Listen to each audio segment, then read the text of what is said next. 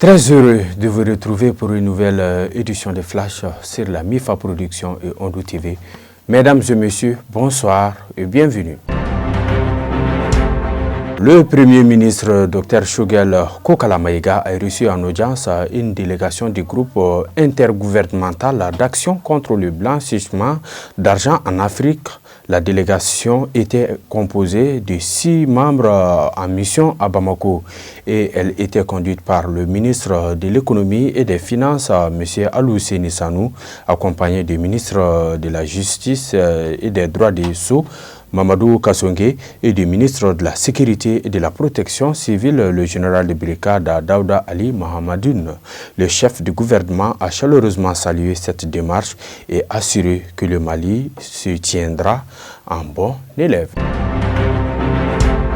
En marge des travaux de la 79e session de l'Assemblée générale des Nations unies, son Excellence M. Abdoulaye Diop, ministre des Affaires étrangères et de la coopération internationale, a tenu une séance de travail avec Mme Amina J. Mohamed, vice-secrétaire générale de l'Organisation des Nations unies, pour échanger sur plusieurs questions d'intérêt commun, notamment celles relatives au développement et à l'assistance humanitaire.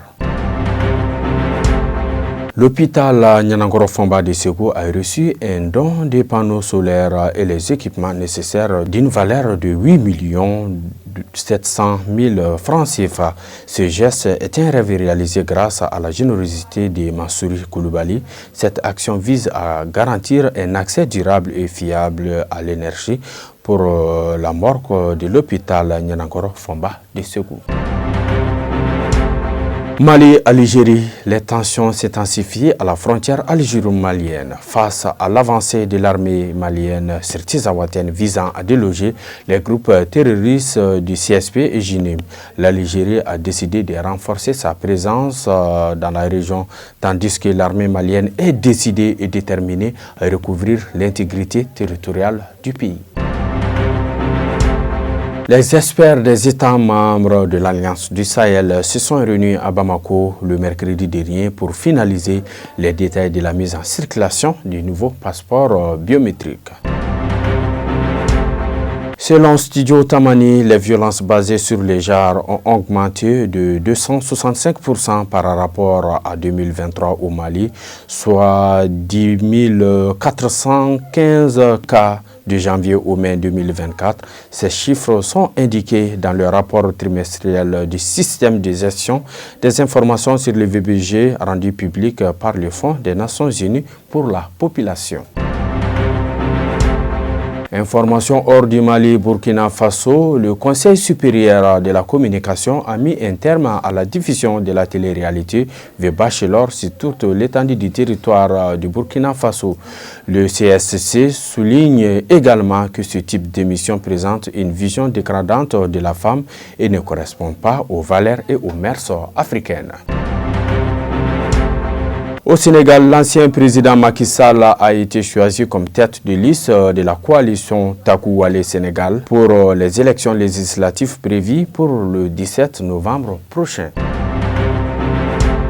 L'Organisation internationale de la francophonie maintient la suspension du Burkina Faso, du Mali et du Niger dirigée par des militaires et lève la suspension pour la Guinée-Conakry mais aussi dirigée par un militaire.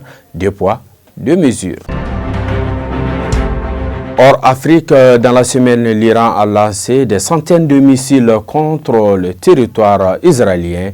Au moins, les 80% des missiles iraniens ont réussi à déjouer le système de défense aérienne israélien et à atteindre des cibles sur le territoire hébreu.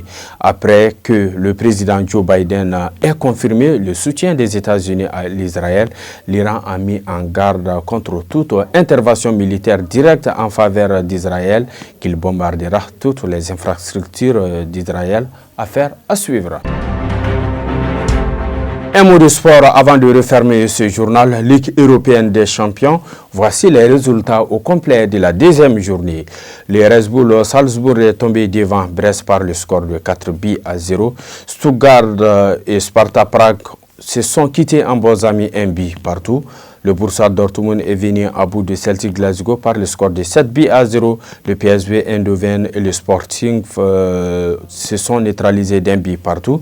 Slavia Prague est tombé devant Manchester City par le score de 4-0. Le FC Barcelone a atomisé le Young Boys par le score de 5-0.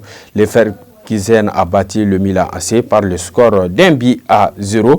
L'Inter de Milan a battu l'Étoile Rouge de Belgrade par le score de 4-0.